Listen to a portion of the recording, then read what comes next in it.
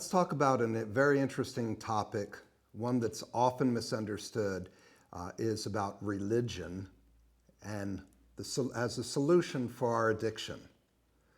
We've seen so far how Bill Wilson has had a series of sprees, acting out, looking at pornography. He can't control it. He has a spree, he feels terrible about it, he makes a resolution to never act out again, and life continues. All the stuff of life continues, and he acts out again. When we read these stories in the big book, we see the story has a common theme to it, is that here's a man or here's a woman that has a lifestyle that develops into a porn addiction. There's a problem, there's a frustration with not being able to stop, and fortunately there's a solution. And in that solution, we'll discover in the big book, in the 12 steps themselves. We're introduced on page 8 in the big book about how religion or spirituality can become a solution, or is the solution for our addiction. Now, I don't know about you, but when it comes to the topic of religion, I'm pretty turned off. Growing up, I didn't like going to a place of worship.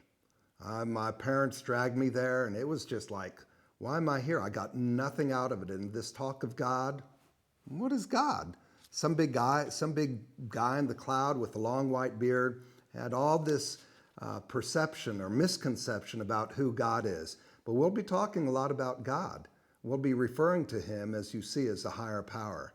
Let's look further in the big book itself and understand that now that Bill Wilson, previously, we've seen how he's fallen to such a low level, and he can't seem to stop. One of the solutions we have are found by working with other men. There's an experience that Bill has when he's at one of his worst places, at lowest low, that a friend comes to see him.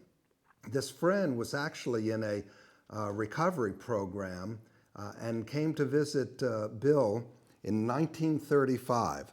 Let's see what it says here. It's very interesting. Near the end of that bleak November, I sat looking at pornography in my kitchen. With a certain satisfaction, I reflected that there was enough internet connection here to carry me through the night and the day. My wife was at work. Incidentally, let me just mention to you that that was also a trigger for me. When my wife would leave the house, it was like, oh boy, here I have is the opportunity to look at some more pornography. This is what Bill Wilson was doing. He said, I wondered whether I dared look at some more pornography because I knew I'd need it before daylight. There's a knock at the door, and there's a friend of his, an old school friend who we know as Ebby Thatcher. Ebby Thatcher was a terrible drunk on pornography. And as far as Bill Wilson knew, he had been thrown into a hospital for porn recovery. And there is Bill Wilson getting that call, that visit from Ebby Thatcher. And he walks in, and Bill Wilson notices something that he was completely shocked by. He was sober. The door opened, and there he stood, fresh-skinned and glowing. There was something about his eyes. He was inexplicably different. What had happened? So Bill Wilson pushes his laptop across the table, as it said here. Ebby refused it. Disappointed, but curious. I wondered what had gotten into him. He wasn't himself. Come, what is all this about? Bill Wilson queried. He looked straight at me. And he said, simply, I've got religion. Now, when Bill Wilson heard this from Ebby, I've got religion, listen to what he says. I was aghast. So that was it. Last summer, a pornaholic crackpot. Now, I suspected a little cracked about religion. He had that starry-eyed look. Yes, the old boy was on fire, all right, but bless his heart, let him rant. I'll just sit here and look at my laptop and look at some more pornography. But he did no ranting. He was happy in his skin.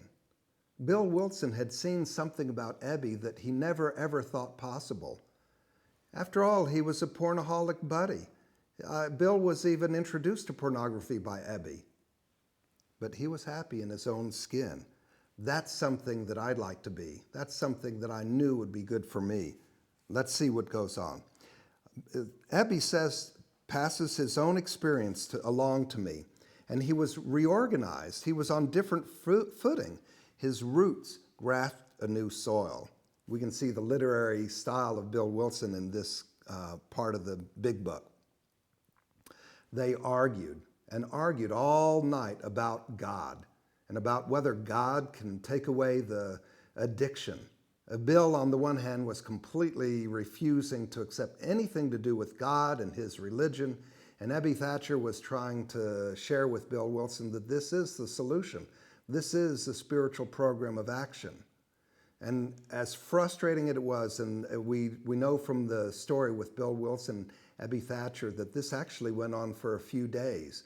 Bill refusing to believe that God could help him at all, and Ebby Thatcher telling him, no, this is the solution. Bill didn't like it. The turning point, though, occurred right here in the big book, in Bill's story, where he says, my friend, Ebby Thatcher, suggested what then seemed a novel idea. He said, why don't you choose your own conception of God? Now, looking back on this, it is almost unimaginable how that affected Bill Wilson. We understand that that was the turning point for him because he got the opportunity to understand God in his own conception. Who was my God? Bill was able to understand and examine who is my God and how can he help me? Some of the most beautiful literature is right here in this next paragraph on page 12. In italics, it says, it was only a matter of being willing to believe in a power greater than myself. Nothing more was required of me to make my beginning. I saw that growth could start from that point. Upon a foundation of complete willingness, I might build what I saw in my friend. Would I have it? Of course I would. Let's just examine this a little bit. What is this power greater than myself business? You see, when we're in the midst of using our pornography, and as we understood in a prior segment, our use of pornography is an escape from the life that we find full of resentment and fear and disappointment. I understand my selfishness and I want things to go my way, but they just don't. And as far as I know, there was no higher power. I recall listening or reading this for the first time. I was going, what is this power greater than myself? All that we need to do, my friends, in order to have a relationship with a power greater than myself is to recognize that I'm a power less than a higher power. That was just the foundation. If I always turn to David C. in order to find my own solution, I would try and I would try again, but it never worked. I never could stop. So I pondered, what is this? What is this power greater than myself? Let's learn a little bit more about this. On page 13, it says here, therefore, I humbly offered myself to God. You see, by this time, Bill Wilson had decided to try Ebby Thatcher's approach towards recovery. So Bill Wilson says, therefore, I humbly offered myself to God as I then understood him, to do with me as he would. I placed myself unreservedly under his care and direction. I admitted for the first time that of myself I was nothing, that without God I was lost. I ruthlessly faced my sins and became willing to have my newfound friend, with a capital F, take them away, root and branch. I have not had an incident with pornography since then. Now, what's interesting about these three paragraphs on page 13 is we're beginning to see the origin of the 12 steps themselves. So what we've seen in Bill's statement here, therefore I humbly offered myself to God, we're going to learn that that's step 3. When he says, I admitted for the first time that of myself I was nothing, that without him I was lost, this is the origin of step number 1. We admitted we were powerless over pornography, that our lives had become unmanageable. When he says here that I had ruthlessly faced my sins, this becomes step number 4, and became willing to have my newfound friend take them away, we'll learn that this is step 6 and 7. The story continues. Bill Wilson writes, "My schoolmate visited me, and I fully acquainted him with my problems and deficiencies. We made a list of people I had harmed and toward whom I felt resentment." We'll see later on that this is the origin of step number 4 and 5. I expressed my entire willingness to approach these individuals, admitting my wrong. We'll see that this is the origin for step number 8 and 9. Never was I to be critical of them. I was to right all such matters to the utmost of my ability. Now, at this point in the reading, I had no idea where Bill Wilson was going into this. Let's look a little bit further, continuing on page 13. It's written, I was to test my thinking by the new God consciousness within. Common sense would thus become uncommon sense. I was to sit quietly when in doubt, asking only for direction and strength to meet my problems as he would have me. Never was I to pray for myself, except as my requests bore on my usefulness to others. Then only might I expect to receive, but that would be in great measure. In this paragraph alone, my friends, we see the origins of step number 7 and step number 11. When Bill Wilson talks about this idea of God consciousness within, let's take a little bit closer look at that, because that's something I certainly didn't understand when I got into this program of action, this spiritual program of action. And hopefully I'll help you understand a little bit more why God consciousness matters. You know, when I'm a raging addict, constantly drawn to using pornography for me to feel good about myself, I look back and I see the times where I felt that things weren't going my way, that my life was unmanageable, that people weren't doing what I wanted them to do, institutions weren't cooperating with me, whether it's the driver's license department or the IRS or the school, wherever I was, it didn't go my way. And it bothered me because I was trying to control each and every situation. You know, I learned that I was coming from a place of self-consciousness.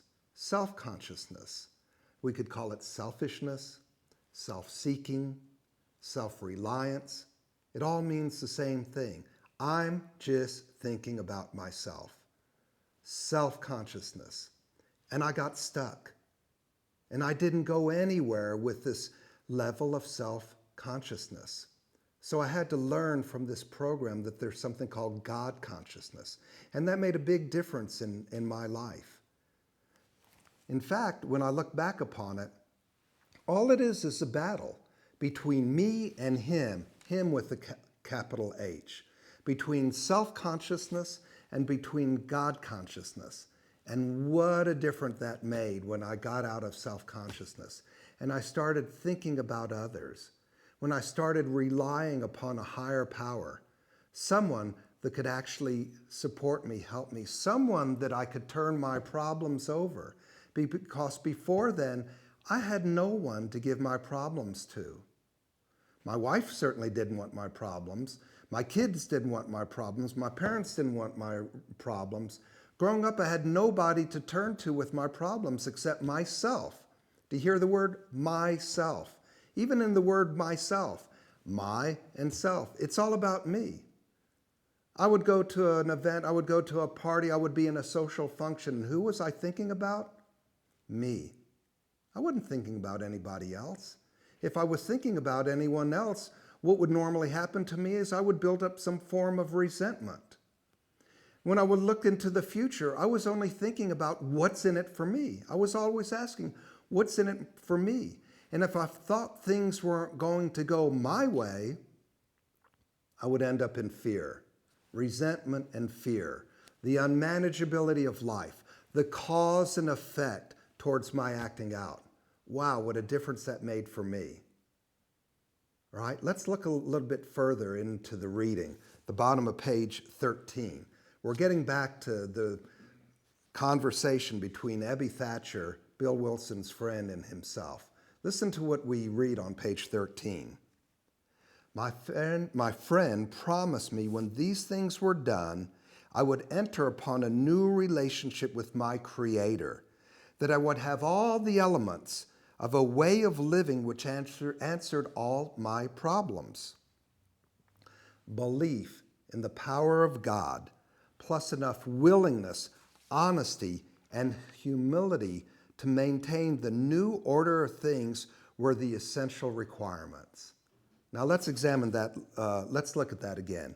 Belief in the power of God, something I had never done before. I didn't rely upon God. I didn't think about God. I relied on good old self-will. Belief in the power of God plus enough willingness. And that's all that it takes. That's the start. It's just a willingness to try, because I know that I could not stop using my pornography. Anywhere I turn, the harder I tried, I could not stop using pornography. All it takes to begin, my friends, is just a willingness to try this approach. Belief in the power of God plus the willingness and honesty and humility. Boy, howdy. Honesty and humility? What did I know from honesty and humility? Don't forget, I was selfish, self-centered, narcissistic, egotistic, always wanted things to go my way. I didn't know what honesty and humility were. That's all I needed to establish and maintain the new order of things, were the essential requirements. What's the new order of things? We'll be learning about the new design for living, the psychic change. This is the new order of things. I just need to follow a few simple requirements known as the 12 steps.